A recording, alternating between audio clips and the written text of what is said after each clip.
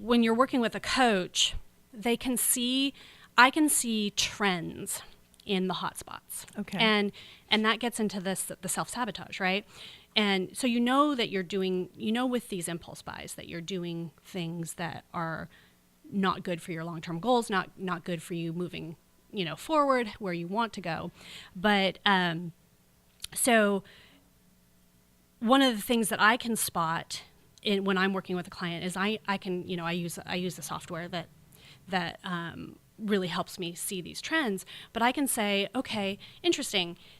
You impulse bought clothes, and even though you said you only wanted to spend X, Y, and Z, I said you impulse bought clothes last Tuesday.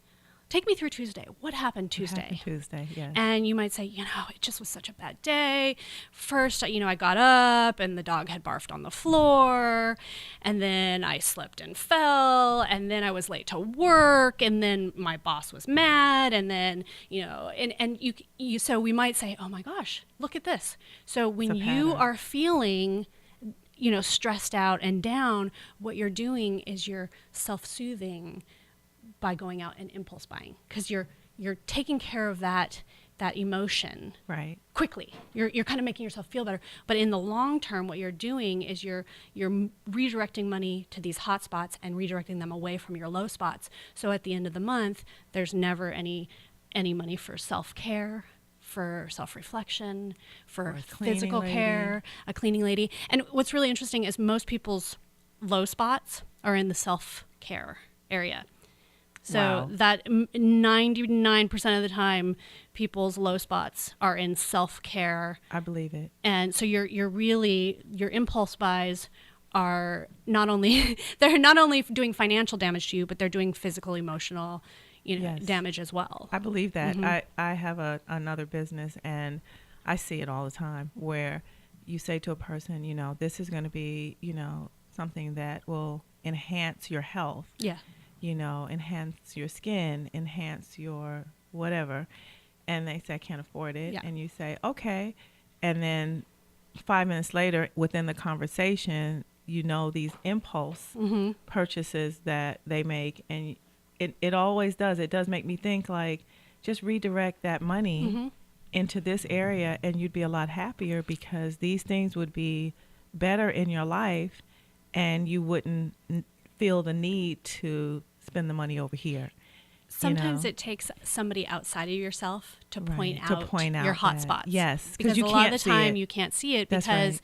it's such. We're so emotionally connected to our money and our impulse, and when you impulse buy, serotonin is released in your brain. It is a scientific fact that when you see something pretty and you impulse buy, you get a shot of serotonin, which is a shot of happiness. Yes. You know what I mean? So it's like, woo! Yeah. So it's really hard to see beyond that shot of happiness, right. to see, that it's, even though I'm getting this shot of instant rush, it's actually doing me damage. Like, in the long run, it's kind of like, you take a couple of espresso shots and you're like, oh, I feel so great. And then like 4 hours later, you're like, you oh crash. my God, what did I do to Exactly. myself? It's the same thing, with these hot spots. You, I feel so great. This is amazing. And then at the end of the month, when you're short on money and you can't, you still don't have any money for the cleaning lady, you can't rent a movie to watch at home because you don't have any money. You're like, what did I do to myself? Had I just not spent that, impulse money, I would have I'd be able to build myself up. I would, and it could even just be saving. Like your low spot could be a savings account, mm-hmm. or it could be a vacation. But most of the time I do find that the low spots are self-care, that, people put off taking care of themselves and trade them for the impulse buys. Not good. No, not good at all. So you and I've talked about this too. Like, I really would like for you to help my listeners. And, I know you do one-on-one, mm-hmm. but in a seminar situation or in a brunch situation or a lunch situation, to come in and help people get through these hot spots and low mm-hmm. spots and figure out why they're self-sabotaging. Mm-hmm. That takes more than, the 5 minutes, the 10 minutes, the 20 minutes we have here today. Yeah. So would you be willing to do something like that, where we got into an event, or into a small gathering of people, where we could actually lay this out so that people can move forward in their lives and start doing things differently. Because I am one that believes, and that is one of the reasons I do this show, is I truly believe that people don't want to be stuck where they are. No. They want to make great financial decisions. They want to be able to take care of their families in a way that they dream about. They want to be able to have control over their financial spending and make the right decisions. And so if in fact we're self-sabotaging, then that's a challenge. Mm-hmm. So I'd like to, if you would, we've set up a date that we go through this in detail and show people, not just talk about the things they do to self-sabotage and how they feed these hot spots, but how to get out of it. Yes. What to do to get away from it. What techniques they can use to get away from that. Absolutely. You do that? Yes, absolutely. Okay. And there's a lot of power doing a seminar and working with a small group of people, because when you walk into a seminar, especially like something like this, where we would be talking about the things that we do to keep ourselves in this discomfort, you're walking into a small group of people who feel the same way you do. Exactly. You're not alone. Yes. And we don't, like I said, we don't, as Americans, we don't talk about our money. Right. And so we feel extremely isolated. We feel like, oh, if we're in debt, something's wrong with us. Yes. Oh, if I don't have, what my neighbors have, something's wrong with me. But when you realize we all have fears surrounding our money and our, and when you walk into a small group of people in a seminar, you have a support group right there. It's an instant support group. And it is amazing how supportive people, I've done seminars and people keep in touch afterwards, and they say, hey, you're doing so great, and I'll support you and you support me, and you build this trust. You have this group of people that you're not alone, that they're actually going through the same thing you are.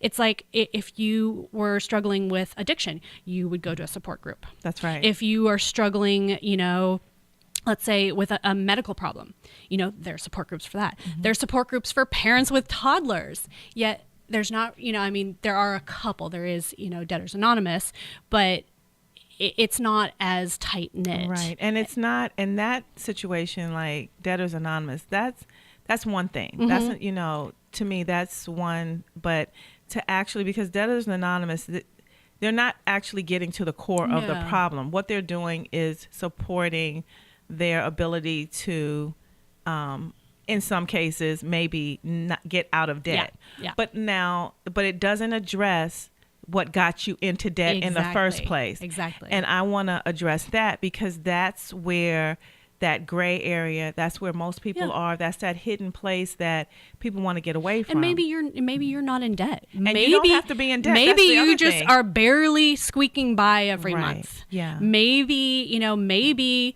you're, you have all these goals that you just can't, they never, something always gets in the way of them. Maybe you're just stuck, and if you were to go to Debtors Anonymous, that's not going to help you. No, whereas because coming to, you're not in debt. Yeah. And this is more of getting into your psychology and getting into retraining your brain and giving you steps to move forward, and a support group to help you move in that direction. Yes. Now, self-sabotage doesn't just happen in your financial picture as far as the way you spend your money. It also happens in the amount of money that you make. Yeah. Oh, yeah. And so that's, to me, another big deal, where you're self-sabotaging your ability to increase your income. Mm-hmm. And where does that stem from, and how do you stop that? Because, it's easy to say, oh, I have a goal of making, I'll give a round number of $50,000 or $100,000 or $200,000 or $500,000 or $1 million. And as these numbers go up, 2 million, 10 million, as the numbers go up, you watch people shrink. And they say, I don't need that much money. Well, no, you're right. You don't need that much money. But if you had that much money, how much good could you do in the world? So it's not necessarily about you of course, at first it is. But, you know, in the bigger scheme of things, it's not about you, because then if you had that 1, 5, 10, $20 million, you'd be able to do so much good in the world. Mm-hmm. So, but I think people, their defense mechanism says, well, I don't need that much. Yeah. You know, when they're really self-sabotaging themselves from obtaining the kind of wealth that could get them to a space where they could help other people. Well, outwardly, they're saying, I don't need that much. Right. Inwardly, that chatter in the brain that we talked about, there is a little voice saying, you could never make that much anyway. Yes. You know, so outwardly we're saying, we're sort of protecting ourselves. We're putting on that facade, and we're you know, this persona that we have. Well, I just don't need that much. Right. And inwardly, you know, your ego or your subconscious or whatever you want to call it is saying, oh, you could never make that much anyway. So you couldn't do it anyway. Tell them, so just tell them you don't need that much. Exactly. You know? And so your ego and your subconscious is then screaming. It's in your head. It's really loud. It's like, you couldn't do it anyway, so don't even try. And so you're sabotaging yourself from even taking the first step.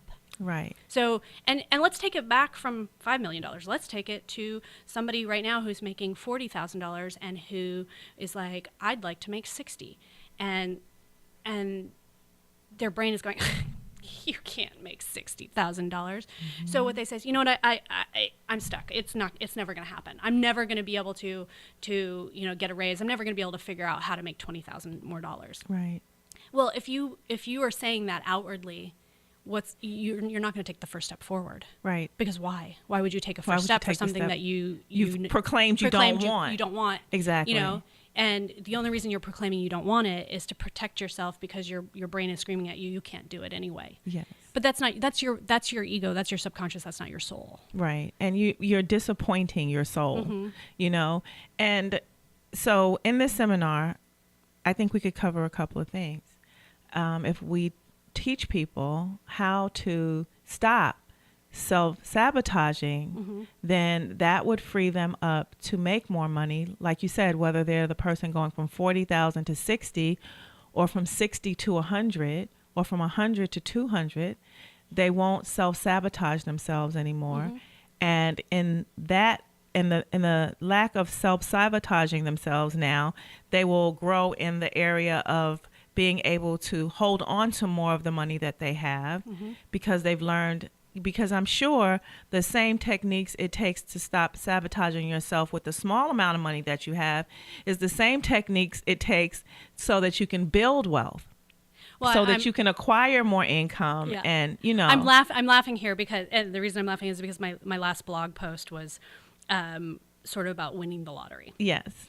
And the whole point of the blog post was, you know, and most people would think that I don't play the lottery. Mm-hmm. I do play the lottery, but I budget to play the lottery. You know, I put it in my plan every month, and why do I play? Because I could do so much good because I have control over my money. I know where my money goes. I have boundaries surrounding my money. Yes. I talk about my money. I don't have the self-sabotage, and so if I were to all of a sudden win the lotto, I know exactly everything I would do. Right. You know, but I've got control over this, you know, the amount of money I have now. Most people think, oh, well, I'll just win the lotto, or I'll inherit money, or I'll get a raise and everything will be fine. No, it won't. It won't, because unless you have trained your brain, right, and you can control those impulses and those hot spots, all you're going to do is bring that same behavior into a bigger amount of money. That's right. And most people who win the lotto wind up broke, mm-hmm. again in mm-hmm. 3 to 5 years. Yes, exactly. Because they're not trained mentally mm-hmm. to handle the amount of money they have. So instead of spending $800 on food, they have a party and spend $8,000 on food. You know, instead of feeding 2 people, they feed 100 people, you know, so it just gets bigger, and they explain it away because they've made themselves comfortable with making excuses for why they make bad decisions. Well, and that's what we do.